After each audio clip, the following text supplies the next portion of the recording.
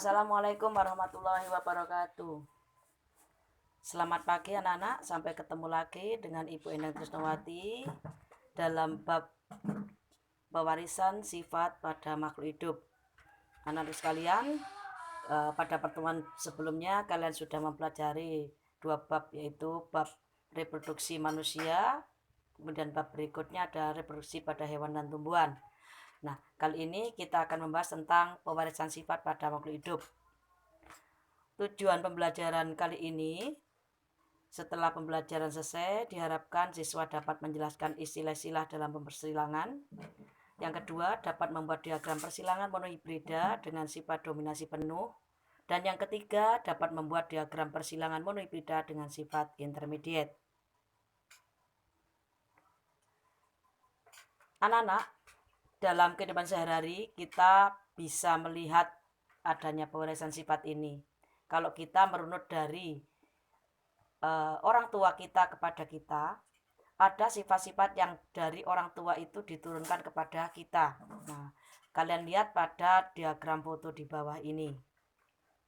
Pada diagram ini, induk atau tetua atau orang tua atau parental. Nah, ini menurunkan sifat-sifatnya kepada kedua anaknya, sehingga secara fenotip ini dari kedua anaknya ini ada sifat-sifat yang diturunkan dari ayah dan ibunya. Bagaimanakah sifat-sifat itu diturunkan? Oleh siapa? Dan dalam bentuk apa?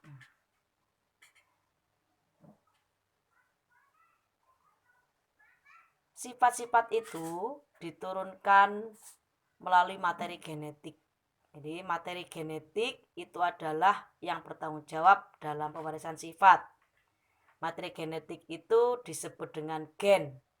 Gen itu dibawa atau ada di dalam kromosom. Sedangkan kromosom ada di dalam inti sel. Apa itu sebenarnya kromosom? Kromosom adalah benang-benang halus yang terdapat dalam inti sel yang mudah menyerap zat warna tertentu yang dapat menentukan pewarisan sifat. Sedangkan gen adalah substansi kimia berupa senyawa asam nukleat yang terdapat di dalam kromosom yang dapat menentukan pewarisan sifat. Atau dengan pendek kata, gen adalah sifat penurun atau faktor menurun. Gen itu sendiri tersusun dari untaian asam nukleat yang disebut DNA atau deoksiribonukleik asid dan RNA atau ribonukleik asid. Perbedaan antara DNA dan RNA ini, kalau DNA itu tersusun dari 4 basa nitrogen, yaitu adenin dilambangkan dengan A, selalu berpasangan dengan timin dilambangkan dengan T, sedangkan guanin atau G berpasangan dengan sitosin atau C atau S. Sedangkan RNA penyusunnya ada 4 senyawa basa nitrogen,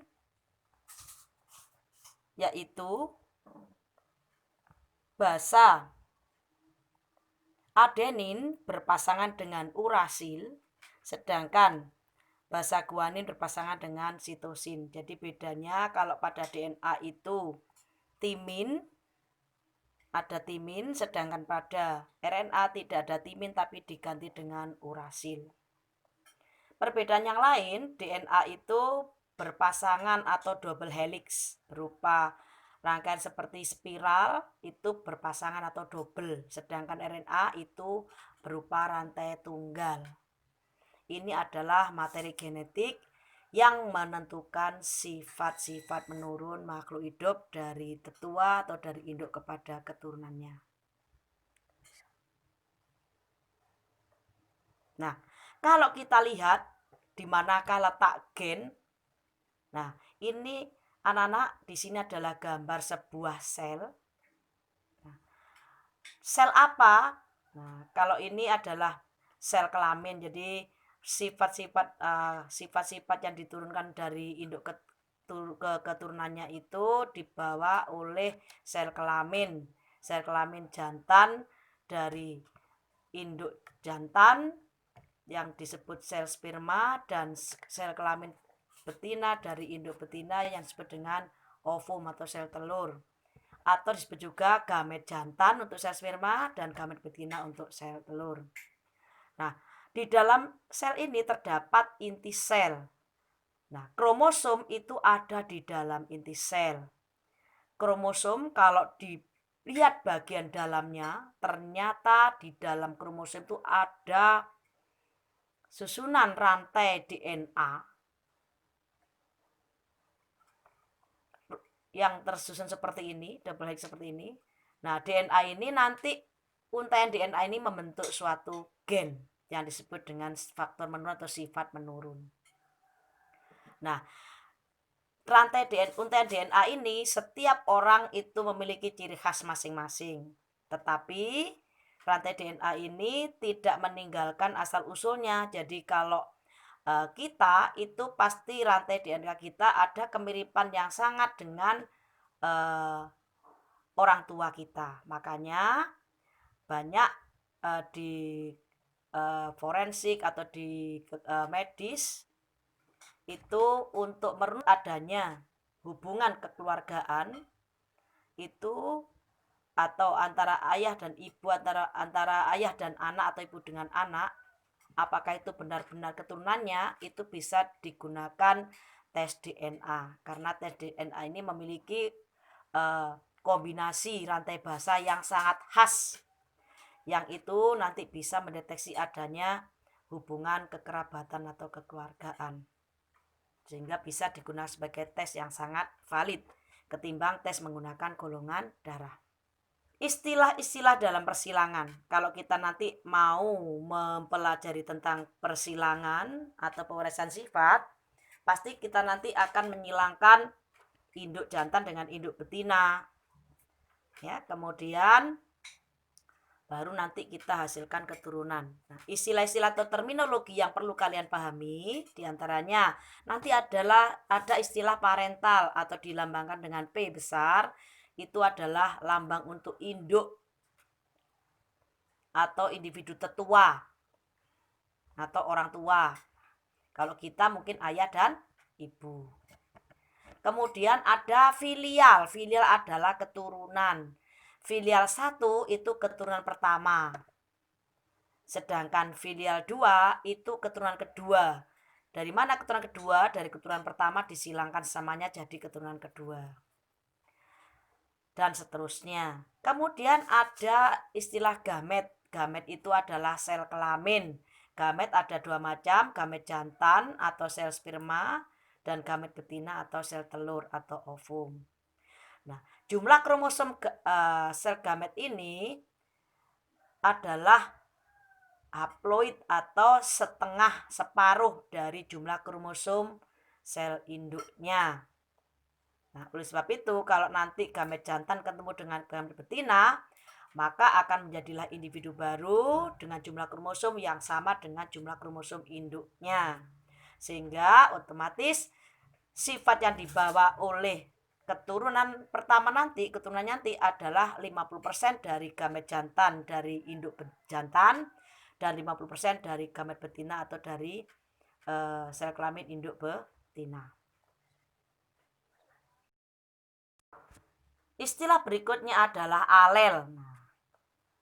Alel itu adalah pasangan gen. Jadi gen itu selalu berpasangan. Pasangan gen itu namanya alel. Nah, di mana letak alel gen itu atau gen-gen itu ada di dalam suatu tempat di dalam kromosom yang namanya lokus. Jadi alel atau pasangan gen itu ada di dalam lokus yang terdapat di dalam kromosom. Gen itu sendiri disebut faktor menurun atau sifat menurun. Gen ada dua macam, dari sifatnya ada dua macam. Ada gen yang bersifat dominan, adalah gen yang menutupi ekspresi alelnya, atau gen yang atau sifat yang menang yang menutupi sifat yang lainnya, itu dikatakan gen dominan. Jadi kalau ada alelnya yang lainnya itu tertutupi, berarti yang menutup itu dominan. Sedangkan yang lainnya adalah gen resesif. Gen yang ekspresinya ditutupi atau dikalahkan oleh alelnya, atau disebut sifat yang kalah. Gen dominan karena menang biasanya dilambangkan dengan huruf besar. Huruf besar yang dipakai itu adalah huruf pertama dari kata sifat yang dominan. Sedangkan yang gen resesif itu dilambangkan dengan huruf kecil. Huruf kecil dari kata sifat gen dominan yang sebagai alelnya. Misalnya, batang tinggi dominan disilangkan dengan batang pendek resesif. Maka yang dipakai sebagai lambang adalah batang tinggi T besar, sedangkan batang pendek adalah T kecil. Dilambangkan yang dominan dengan huruf besar-besar, sedangkan yang sifat resesif dengan huruf kecil.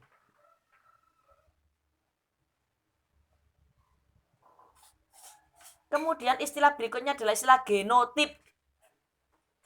Genotip itu adalah susunan genetik atau sifat yang tidak tampak dari luar yang mendasari pemunculan sifat fenotip, mendasari sifat-sifat yang tampak dari luar. Misalnya, kalau kita penampakannya rambutnya keriting, maka di dalam tubuh kita ada gen untuk rambut keriting. Kalau kita misalnya memiliki mata lebar, maka di dalam tubuh kita mengandung gen mata lebar dan seterusnya. Itu namanya genotip. Sedangkan yang tampak, mata lebar, rambut keriting, itu namanya fenotip. Genotip selalu dilambangkan dengan huruf pertama dari kata sifat. Misalnya, ini ada dua macam genotip ya dalam persilangan itu, dalam genetika itu, yaitu genotip homozigot dan genotip heterozigot. Genotip homozigot itu berarti alelnya sama. Misalnya gen keriting beralel dengan gen keriting. Nah, dominan misalnya, maka lambangnya adalah K besar. Berarti itu genotip untuk rambut keriting. Homozigot dominan. Misalnya homozigot resesif, gen rambut lurus. Nah, berpasangan lurus itu resesif, berarti lurus lambangnya bukan L tapi K kecil. Sehingga genotip untuk rambut lurus adalah K kecil. Sedangkan genotip heterozigot itu alelnya itu tidak sama. Yang satu dominan, yang satu resesif. Misalnya saja K besar itu gen untuk rambut keriting berpasangan dengan alelnya yaitu K kecil untuk rambut lurus, maka genotip heterozigot itu adalah K besar K kecil. Nah, bagaimana penampakannya nanti seandainya tadi keriting adalah dominan, maka walaupun ada gen lurus atau K kecil ini, fenotip yang nampak nanti pada individu itu adalah rambut keriting. Karena gen keriting dominan terhadap gen rambut lurus. Kemudian istilah fenotip. Fenotip adalah ekspresi dari gen. Jadi penampakan dari gen yang langsung dapat diamati. Sifat yang tampak dari luar yang dapat diamati menggunakan panca indera kita. Nah, fenotip itu dipengaruhi oleh dua faktor, yaitu yang pertama adalah genotip tadi. Seandainya ada genotipnya adalah keriting, maka yang tampak juga keriting. Tetapi selain itu, fenotip itu juga dipengaruhi oleh faktor lingkungan. Jadi ada dua faktor yang mempengaruhi fenotip seseorang atau fenotip makhluk hidup itu, fenotip individu itu, yaitu faktor genotip dan faktor lingkungan.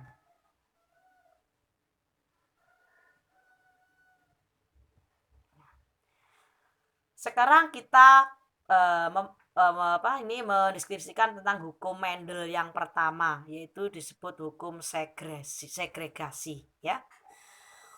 Hukum segregasi menurut Mendel bunyinya demikian. pada waktu berlangsung pembentukan gamet,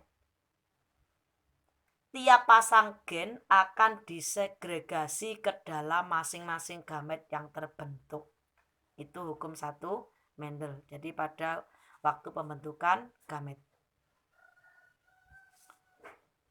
Sekarang bagaimanakah terminologi persilangan tadi kalau kita terapkan pada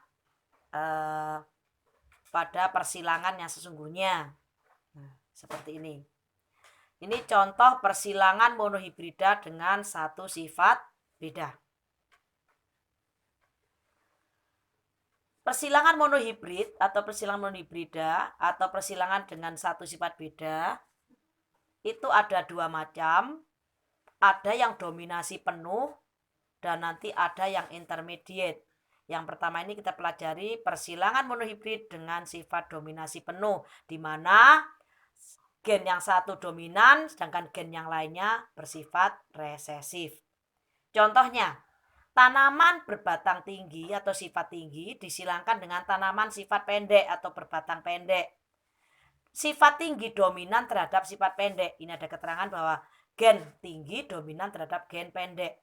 Maka bagaimanakah diagram persilangannya? Kita menggunakan tadi istilah-istilah dalam diagram persilangan. Kita tulis dulu parentalnya atau induknya dilambangkan dengan P. Induk betina tinggi, induk jantan pendek atau sebaliknya, karena ini ya untuk tanaman itu tidak bisa kita mana yang jantan mana yang betina, jadi dua-duanya punya kemungkinan jantan betina. Kita misalkan yang satu induknya tinggi secara fenotipnya yang nampak, yang satunya nampaknya pendek. Kemudian karena tadi dikatakan tinggi dominan terhadap pendek, maka tinggi, kata tinggi ini dipakai sebagai lambang huruf pertamanya yaitu T besar T besar. Itu berarti genotip tinggi. Sedangkan yang pendek menggunakan lambang T kecil T kecil. Paham anak-anak sampai di sini? Oke, kita lanjut. Gamet. Kita ingat kembali bahwa gamet itu jumlah kromosomnya separuh dari jumlah kromosom sel induknya. Kalau induknya itu T besar, maka gametnya adalah 1 T besar saja. Untuk tinggi, lambang gametnya adalah T besar, sedangkan untuk pendek adalah T kecil. Kemudian dari kedua gamet ini, gamet jantan dan gamet betina, mengadakan fertilisasi, disilangkan sehingga ketemu genotip T besar T kecil dengan fenotipnya pada keturunan pertamanya adalah berbatang tinggi atau bersifat tinggi. Nah, ini dikatakan sebagai filial pertama atau F1.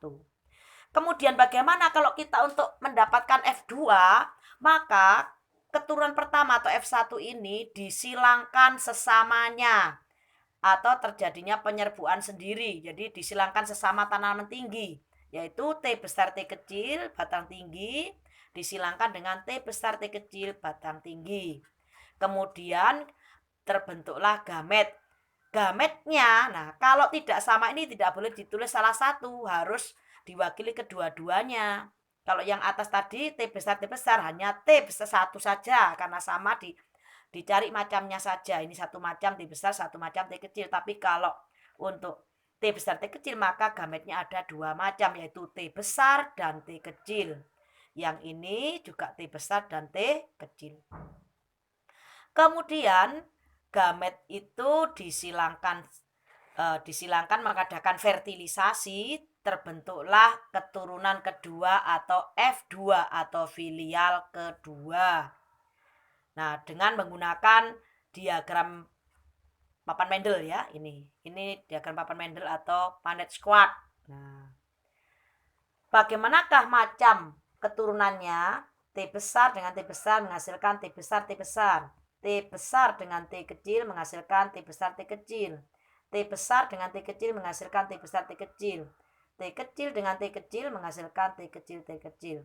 Maka dilihat macam genotip yang terbentuk pada F2 atau filial kedua adalah T besar T besar, T kecil, dan T kecil dengan perbandingan genotip 1:2:1.